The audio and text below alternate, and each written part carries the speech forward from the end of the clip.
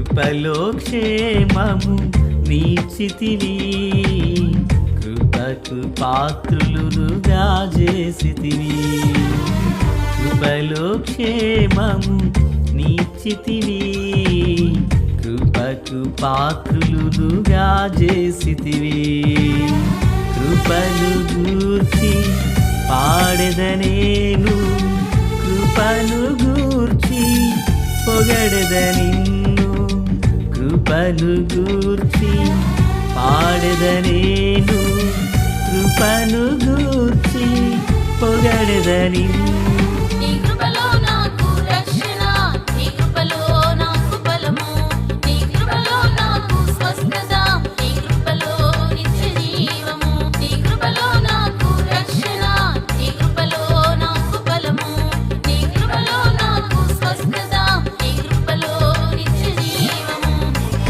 కృపలో క్షేమము నీచితివి, కృపకు పాత్రులుగా చేసితివి.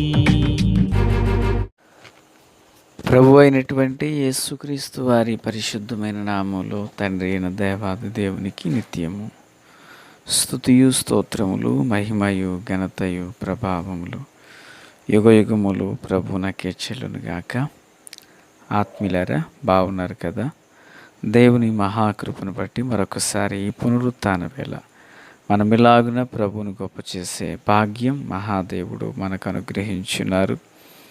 దయగలిగిన ఆయన ఆత్మచేత సమభూమి గల దేశమున ప్రభు మనలను నడిపించునుగాక. సంతోషం. నేటి దినాన పునరుత్థాన ఆరాధన యథావిధిగా సమయానుకూలంగా మనకు ప్రకటించబడిన రీతిగానే ఆరాధనలు జరుగుతున్నాయి. సిద్ధపడాలని ప్రభు పేరట మనవి చేస్తూ, ఆత్మీయులారా, ప్రేమతో మిమ్మలను ఆరాధనలకు ఆహ్వానిస్తున్నాం. సంతోషం. నేటి దినాన వాక్య ధ్యానం కొరకైనటువంటి భాగము ద్వితీయోపదేశకాండము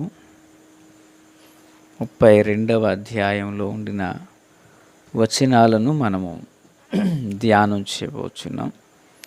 1 నుండి మేబీ 4 వరకు ఉన్న మాటలు మనం ధ్యానం చేయబోచున్నాము. 2వ వచనం, నా ఉపదేశం వానవలే కురియును, నా వాక్యము మంచు వలె లేతగడ్డి మీద పడు చినుకుల వలెను, పచ్చిక మీద కురియు వర్షము వలెను ఉండును. ప్రార్థన. మహాపరిశుద్ధుడా, ప్రేమగల తండ్రి, కృపగల దేవా, స్తోత్రాలు. మీ దివ్యమైన సన్నిధి, కృపా, కాపుదల, కనికరములు విస్తరింపచేయండి. మీ ఆలోచన చొప్పునయు నింపి నడిపించమని ప్రార్థిస్తున్నాం. మీ ఉపదేశానుసారమును మేము గ్రహించి మిమ్మును వెంబడించినట్లు సహాయం చేయండి. ఆత్మబలము చేత నింపి నడిపించండి. మీరు ఆకడ కొరకు, రాజ్యం కొరకు సిద్ధం చేయండి. సియోనులో నుండి మీ కృపా కనికరము సమృద్ధిగా దయచేసి మహిమ పొందవలెనని యేసు నామమున అడిగి వేడుకొని ప్రార్థించిన మనవులన్నీ పొందియున్నామని నమ్ముచున్నాము మా పరమ తండ్రి. ఆమేన్. ప్రియులారా, బాగున్నారు కదా? దేవుని మహాకృప చొప్పున మనము ఇలాగున దేవుని వాక్యాన్ని ధ్యానించే కృపను దేవుడు మనకు అనుగ్రహించున్నారు. ఈరోజు మనము నేర్చుకొనిచున్న మాట ఉపదేశము. ఉపదేశము. దైవజనుడైన పౌలు ఒకసారి మాట్లాడుతూ అంటారు, కొరింథీయులకు రాసిన మొదటి పత్రిక 15వ అధ్యాయం 3వ వచనంలో, నాకియ్యబడిన ఉపదేశమును మొదట మీకు అప్పగించి తిని, అదేమనగా లేఖనముల ప్రకారము క్రీస్తు మన పాపముల నిమిత్తమే మృతి పొందెను, సమాధి చేయబడెను, లేఖనముల ప్రకారము 3వ దినమున లేపబడెను అంటున్నారు. అంటే యేసుక్రీస్తు యొక్క జనన, మరణ, పునరుత్థాన వార్తను ప్రకటన చేయడమే ఉపదేశం. ఈ ఉపదేశము సార్వత్రిక సంఘానికి, ఈ యొక్క ఉపదేశము ఇది ఆరోగ్యకరమైనటువంటి బోధ. ప్రతి మనుషుడు ఆధ్యాత్మిక జీవితంలో పురోగతిని సాధించుటకైనా అవసరమైనటువంటి సంగతులు, సత్యములు ఉపదేశం. అయితే దేవుని పిల్లరా, ఈ ఉపదేశము చేయువాడు, ఉపదేశము అందించేవాడు, ఉపదేశము పొందువాడు. వింటున్నారా? మీకు అర్థం కాదు.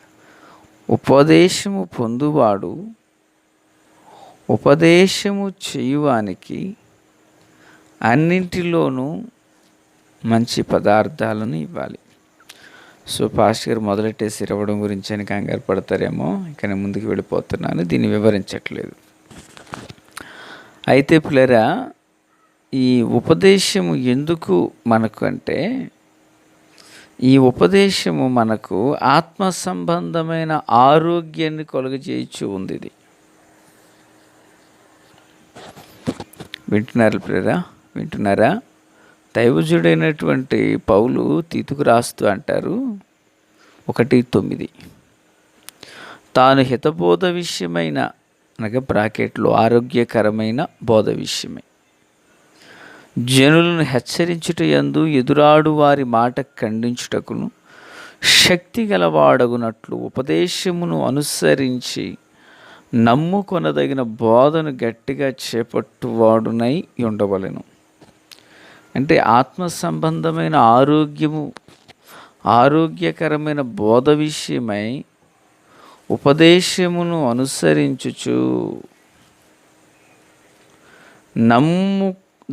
నమ్మదగిన బోధను గట్టిగా ఏం చేయాలంట? చేపట్టుకుని ఉండాలట. కనుక ప్లేరా, ఉపదేశానుసారం ఎంతో గొప్పది. ఉపదేశమును ఎన్నడూ మనం నిర్లక్ష్యం చేయకూడదు. ఈ ఉపదేశం అంటే ఏంటో మనం చూసాం. ఎవరు చేస్తారు, ఎవరు వింటారో విన్నాము. ఈ ఉపదేశం ఒక శరీరానికి ఏం కలుగజేస్తుందంటే, అది ఆత్మకు ఆరోగ్యాన్ని, ఒక మనిషినికి ఆరోగ్యాన్ని కలుగజేస్తుందని మనం విన్నాం. ఈ ఉపదేశాన్ని ఏ మనుషుడు నిర్లక్ష్యం చేయకూడదు. చూడండి, జ్ఞాని అయిన సొలొమోను సామెతల గ్రంథాన్ని మనం చూచినప్పుడు, ప్రియులారా, సత్యమును అమ్మివేయక దాన్ని కొని ఉంచుము, జ్ఞానమును ఉపదేశమును వివేకమును కొని ఉంచుకొనుము అంటాడు. ఉపదేశమును అంగీకరించువాడు తుంటరుల సావాసం చేయువాడు, ఉపదేశమును అంగీకరించు కుమారుడు బుద్ధిగలవాడు అంటాడు. బుద్ధిగలవాడు, క్షమించండి. తుంటరుల సావాసం చేయువాడు తన తండ్రికి అపకీర్తి తెచ్చిపెట్టును అంటాడు. ఆత్మీయులారా, ఉపదేశాన్ని అమ్మివేయక దాన్ని మనస్సులో ఉంచుకునుము అంటారు. ఉపదేశాన్ని హృదయంలో భద్రపరుచుకోమంటారు. ఉపదేశానికి చెవియొగ్గువాడు మేలునొందును అంటాడు. ప్రియులారా, జ్ఞానుల యొక్క ఉపదేశం జీవపు ఊట వంటిది అంటాడు. ఉపదేశాన్ని అంగీకరించేవాడు జీవ మార్గంలో నడుచునంటాడు. కనుక ఏ మనుషుడు కూడా ఉపదేశాన్ని నిర్లక్ష్యము చేయకూడదు. ఉపదేశాన్ని మెడలో కంఠభూషణంగా హృదయంలో భద్రపరుచుకోమంటాడు.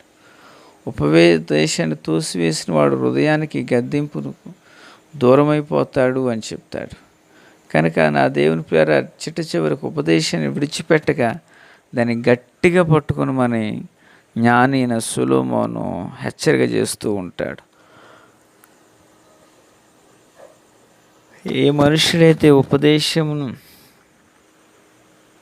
అంగీకరిస్తాడో ఆ మనుషుడు సురక్షితంగా నివసిస్తాడంటూ ఈ భక్తుడు మాట్లాడుతుంటాడు. అయితే జరిగిన విషయం ఏంటి? ఉపదేశం ఏమై ఉన్నది అంటే, బహుశా నాకు తెలిసి మొదటిగా ఉపదేశం అనబడిన పదం ఈ 32వ అధ్యాయంలోనే స్టార్ట్ అయింది అనుకుంటాను నేను. బహుశా ఇక్కడ స్టార్ట్ అయింది. అయితే ఈ ఉపదేశం ఎలా ఉందంటే, ఇక్కడ కొన్ని పోలికలు చెప్పారు ప్రభు. ఏమంటున్నారు? నా వాక్యము అన్నారు. అంటే ఉపదేశము వానవలె అన్నారు, తర్వాత వాక్యము మంచు వలె అన్నారు. మంచు నీరు, వాన నీరు, వాక్యము ఉపదేశము రెండు ఒకటే. ఓకేనా? ఉపదేశం వానవలే కురియును వాక్యము మంచు వలెను అంటే వాక్యము మంచు, ఉపదేశము వాన. బాగా వినాలి. లేత గడ్డి మీద పడు చినుకు వలెను, పచ్చిక మీద కురియు వర్షము వలెను అంటున్నారు. అంటే పిల్లరా, మంచు భూమి మీద ఉన్న మొక్కలకు ఆరోగ్యాన్ని కలుగజేస్తుంది. మరి ఆదిలో భూమి మీద వర్షం కురిగినప్పుడు మంచే కదా, మంచు భూమిని తడుపుతూ నేలను సేద్యపరుస్తుండేది. సేద్యానికి అవసరమైన మంచు భూమి నుండి కలిగేది. అయితే ప్రియులారా, ఇప్పుడు జరిగిన విషయం ఏంటంటే ఉపదేశం వాన అట. అంటే వాన సమృద్ధిగా ఉంటుంది, మంచు తక్కువగా ఉంటుంది, అంతే కదా. మంచు కొద్ది గంటలు కారిపోతుంది, కానీ వర్షం కురిసిన దాన్ని బట్టి రోజులు రోజులు ఉండిపోతుంది.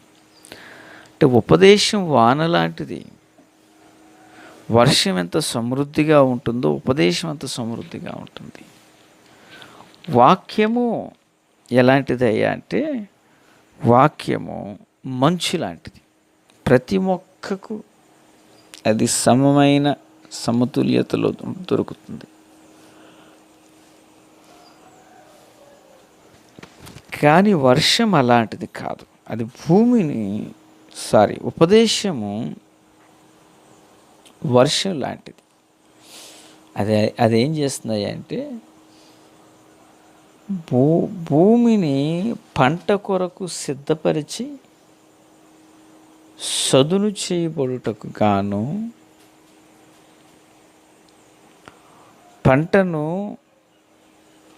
వేయుటకు, భూమిని పదును పెట్టుటకు గాను వర్షం ఉపయోగపడుతుంది.